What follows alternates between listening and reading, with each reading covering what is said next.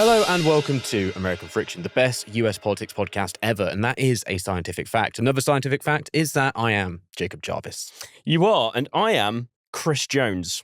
Now, we've talked a lot about RFK Jr.'s appointment to Health Secretary on this podcast, but believe us when we say when it comes to healthcare in the US, we haven't even scratched the surface. In Donald Trump's proposed new budget, the Department of Health and Human Services will take a massive hit. That's right. Billions of dollars are on course to be cut in a move that the Senate Health, Education, Labour and Pensions Committee minority are calling a war on science. And Medicaid could soon be the target of even more cuts, which may leave millions of Americans without vital health insurance. Our guest today is Dr. Celine Gounder, editor-at-large for public health at KFF Health News and a medical contributor for CBS News, and joins us to clarify exactly what is going on with healthcare in the US. Celine, thank you so much for joining us. Oh, sure. It's great to be here. It's great to have you. Let's start with something probably quite easy for you, but quite confusing for me still. Medicare versus Medicaid. Tell us what both are, what the difference is, and whether, RFK Jr. even understands what that is either. That is a good question. During the initial Senate confirmation hearings, it was pretty clear that he did not understand the difference between Medicare and Medicaid, which is rather concerning given that he's now overseeing both of those programs. These are two U.S. government, essentially health insurance programs, health coverage programs. Medicare and Medicaid were signed into law in the 1960s under President Johnson, but there has been an effort to curb both of those programs, in particular Medicaid, since they were founded. So these are what we call entitlement programs, meaning if you meet the criteria, you are entitled to those benefits. Medicare is for people who are age 65 and older, regardless of their income. And then also some people with certain disabilities can also qualify for Medicare. So basically in the United States, we have a form of universal health care through Medicare for people 65 and older. Medicaid is a program funded by both the federal government and the states. So the states provide matching funds, and it's for people who historically were lower income, but primarily pregnant women, and again, people with disabilities. And over time, that has been expanded, in particular by President Obama under the Affordable Care Act, what has been nicknamed Obamacare. Under Obamacare, Medicaid was extended to many more low-income people. And ever since then, there have been efforts on the right to scale that back. Well, on the proposed, Medicaid cuts, that's something that has angered a lot of people. We've seen some protests over the past few weeks or so. RFK Jr. says that plans to reduce the spending here is to reduce waste and fraud. Is there any truth in this really at all from what you can see? And in real terms, will cutting the spending on Medicaid, what will that do for normal Americans? It's a great question. So there's been this refrain of cutting waste, fraud, and abuse. Waste, fraud, and abuse is really in the eye of the beholder on some level. And so if you think spending on low-income people is waste, or for that matter, fraud and abuse, well, then you may well be opposed to that kind of spending. And that's really the guise under which these cuts are being proposed.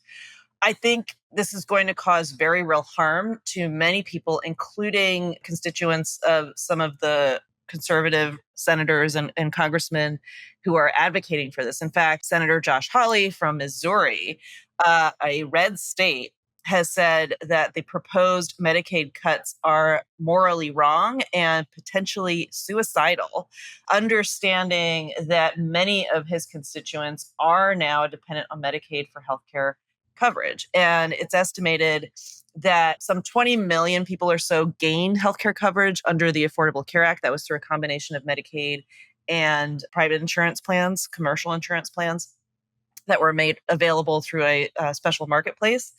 But the Medicaid piece alone is about half of that. And so you're talking about 10 million or so people who would be losing healthcare coverage across the United States if these Medicaid cuts were to go through. With Josh Hawley's point there, I mean, it does feel to me like he is maybe just someone who really, really doesn't want to get voted out. Do the moves to you just seem purely politically led? We're going to get onto the whole Make America Healthy Again point at the moment. But actually, if you were looking at this objectively, what they're doing, if you wanted to make America healthy, you wouldn't cut loads of money off of this, would you? It's just more that morally, as you say, they think that they're spending too much and they want to tax people less. Do they just feel all through that sort of politicized lens at the moment? Yeah, I mean, it's a very high priority for the Republican Party to enshrine certain tax cuts.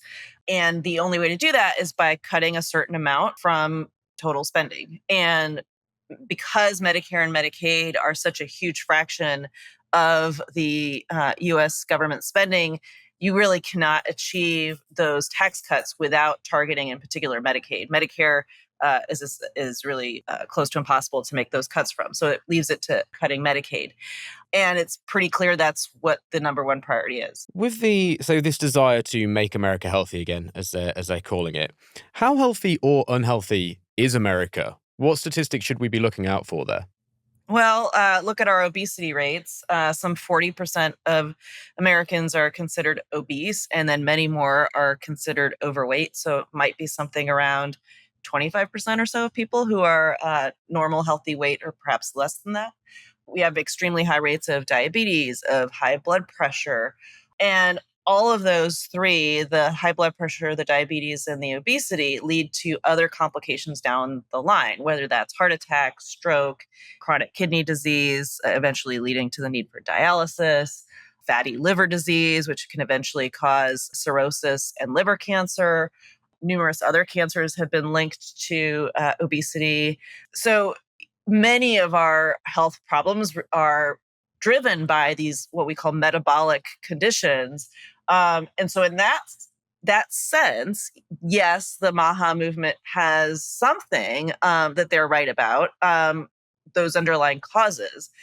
But it's really unclear whether their approach to addressing those problems will really achieve much of anything to make Americans healthier. Are you finding that frustrating to look on at then? Because it does seem like there are all sorts of problems which RFK Jr. could deal with, but he's perhaps not, and he's just sort of diving into conspiracy theories. If you were to be able to give him some advice of maybe where he should point all of that enthusiasm, let's call it, are there different directions you'd send him in?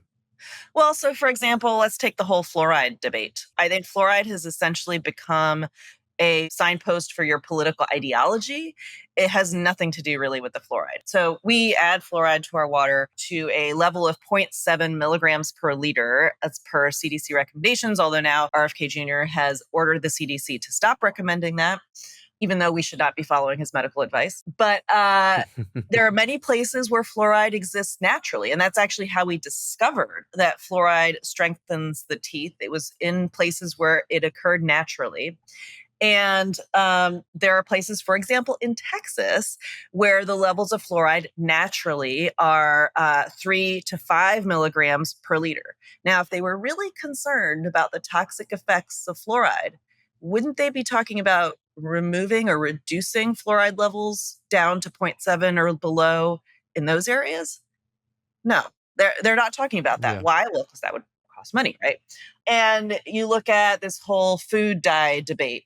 Okay, you're concerned about food dyes, but then why aren't you talking about things like nanoplastics? That we have very good documentation, scientific evidence that that's something harmful. But then when you're talking about transitioning away from plastic production and use of plastic to other alternatives, that would also require, that would cost the industry significantly more. And so, it's a little bit strange, the things that they choose to focus on.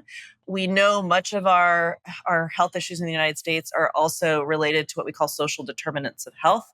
The number one predictor of your health status in this country is your zip code, not necessarily your personal choices, your zip code, which tells you it's very much about your socioeconomic status, your access to education and jobs. And there's really no conversation about those predictors of your health as part of the MAHA movement. Just to pause a minute on the situation with the water, it sounds to me like they are really just screwing with water, which would make me feel quite anxious if I were someone living in America. Could you explain to me what some of the consequences could be of, that the removing of the fluoride, but also, as you say, this rampantly allowing things like nanoplastics and stuff and not having any concerns over them? How might this play out what they're doing with water. Well, yeah, another one earlier this week. This was not by Kennedy under HHS. This was under the EPA, which is the Environmental Protection Agency. But under Biden, just over a year ago, for the very first time, the EPA had set regulations, rules about how much PFAS, these are the forever chemicals, things that you find in things like nonstick cookware, waterproof clothing, firefighting foam. These chemicals have now been linked to various cancers, kidney and testicular cancer, hormone disruption, developmental harm in kids, even at very low exposure levels. And so just over a year ago, the Biden administration under the EPA had set limits on how much of those could be in drinking water, and that water utilities would have to address that if the PFAS levels were higher than that. And earlier this week, the EPA said that they would pull back on those regulations for two of them, PFOA and PFOS, extending the compliance deadline from 2029 to 2030. But for the other four PFAS chemicals that were newly regulated, rescinding those rules, citing concerns about legal process and the scientific basis. But that also followed numerous lawsuits by industry and water utility groups. And as you can imagine, they were complaining that these rules to reduce exposure to these toxic chemicals were too costly.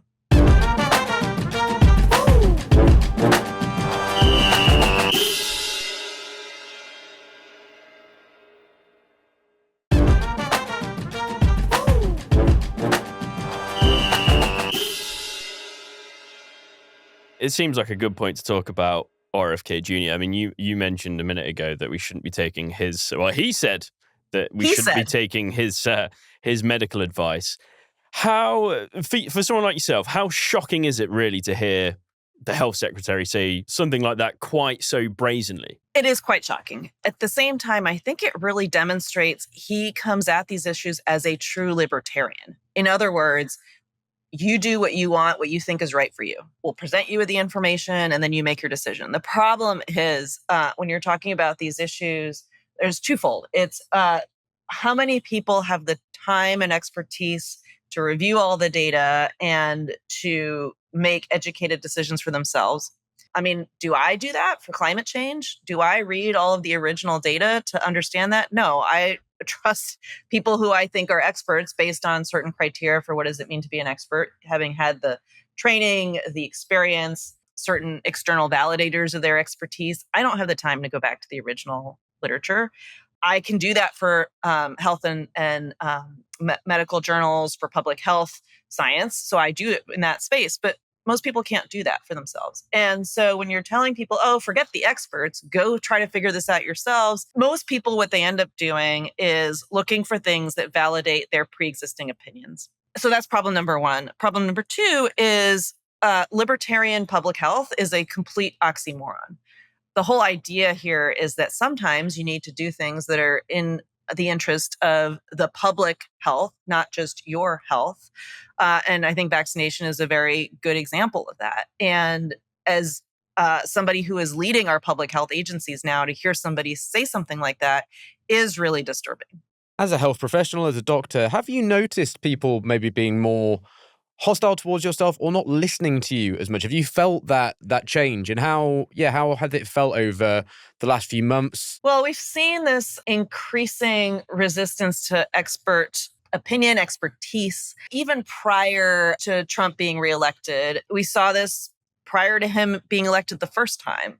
We definitely saw this on steroids during the pandemic, and that's probably when I saw some of the most aggressive, angry backlash against experts. But it continues now, and it's something that's frankly being championed by the new administration, this anti-expertise movement. It's also part of this war on American universities now. What we have seen, there's something called the Edelman Trust Barometer, where Edelman's group, they survey people throughout the world, it's not just in the United States, to see who and what they trust and why. And what we've seen around the world, but very much so in the United States, is people are looking less and less to institutions and experts for information, and more so laterally. So less top down, more laterally, looking more to peers, family, friends for information, and also social media. And while social media is not as trusted as an entity because their exposure to social media is so much higher, say, than exposure to government messaging, that ends up having more of an impact. And so, yes, this is a frustrating moment. And I think for those of us who do this kind of communication and reporting, we need to be understanding how people ingest information and make sense of it is changing, and change and evolve our approaches accordingly. I want to talk about drug prices very quickly, because this is a massive issue in the US. When I worked in DC as a journalist a little while ago, I remember I visited a woman who had diabetes, and she spoke to me about how sometimes it was a choice between food or affording the insulin that effectively kept her alive. And that stuck with me for a long time. But Trump says that he wants to use executive powers to cut drug prices by as much as 80%. In your view and in the research that you do, is there anything that would show that his plans to cut drug prices by 80%, for example, could be realistic? And do you think that this MAGA movement, this Trump administration really truly understands, the troubles that people go through with prescription drugs?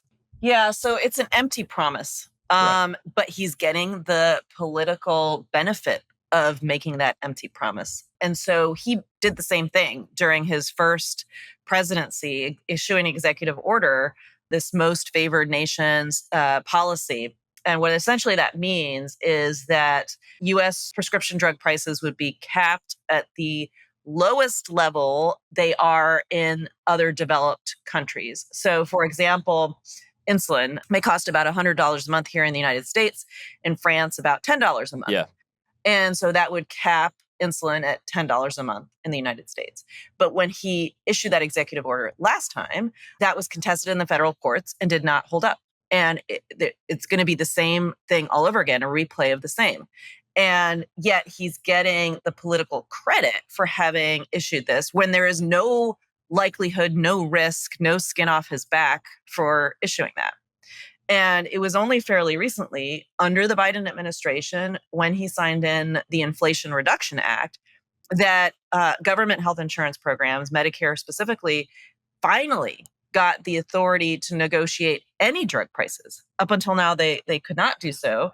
And so finally, for a small subset of drugs, for a small pilot group of drugs, the Medicare was allowed to negotiate drug prices, and now they're in round 2 of such negotiations. And that's actually something Republicans have also wanted to pull back on, is that Medicare authority. But that's how you would actually bring down drug prices. That and congressional action, campaign finance reform. There are many other things that you could do if you actually want to bring down drug prices, but those things are not happening.